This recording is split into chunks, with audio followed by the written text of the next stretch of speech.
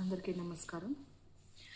ఈరోజు వీడియో చాలా బాధాకరమైన వీడియో.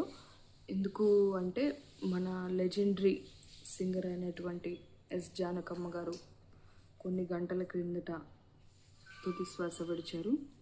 ఆమెకి గుండెపోటు రావడం వల్ల మైసూర్లో ఉన్న హాస్పిటల్లో చికిత్స పొందుతూ తుది శ్వాస విడిచారు. ఆమె గుంటూరు జిల్లాలోని రేపల్లెలో పల్లెపట్ల గ్రామానికి చెందిన వాళ్ళు. అలాగే ఆమెకి 88 సంవత్సరాలు.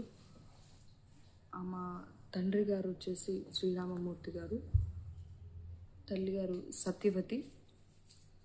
వారు టీచర్గా పనిచేస్తున్నప్పుడు, అంటే వారి తండ్రి వారు టీచర్గా పనిచేస్తున్నప్పుడు వాళ్ళు హైదరాబాద్లోని సిరిసిల్ల అనే గ్రామంలో నివసించారు.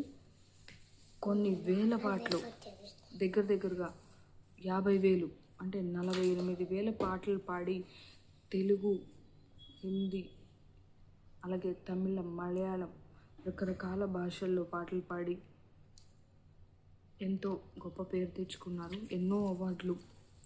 ఆమెని కోయిల అని కూడా పిలుస్తారు. ఇంకా గొంతు మూగపోయింది. ఆమె శారీరకంగా మనలో లేకపోయినా ఆమె స్వరం ఎప్పుడు మనతో ఉంటుంది. ప్రస్తుతం ఉన్న జనరేషన్కి ఆమెకు తెలియకపోయి ఉండొచ్చు. కొత్తగా వచ్చిన సింగర్లు అందరూ కూడా ఆమె ప్రోగ్రాంలో అట్లీస్ట్ ఒక స్టేజ్ షో, అంటే ఆమెతో ఒక స్టేజ్ షో చేసిన, ఆమె ముందు ఒక పాట పాడినా చాలు, చాలా హ్యాపీగా అనిపిస్తుంది. జానకమ్మ అని అంటారామని ఎన్నో వేల పాటలు. ఒక మనిషి చిన్నపిల్లగా అలాగే పెద్దవాళ్ళగా మారగలిగిన వాళ్ళు ఎవరైనా ఉన్నారంటే అది జానకమ్మ గారే. చిన్నపిల్లల్లాగా పాటలు పాడతారనమాట. కొన్ని సాంగ్స్ ఉంటాయి, అవి మన కమల్ హాసన్ గారు నటించిన మూవీలో సాంగ్ అనమాట.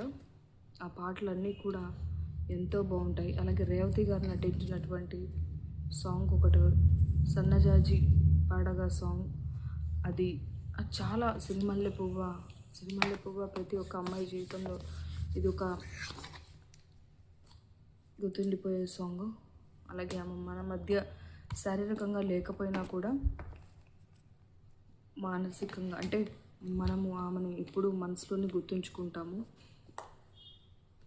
ఆ పాటల రూపంలో ఆమె ఎప్పుడు మన మనసులో ఉంటారనమాట. అలాగే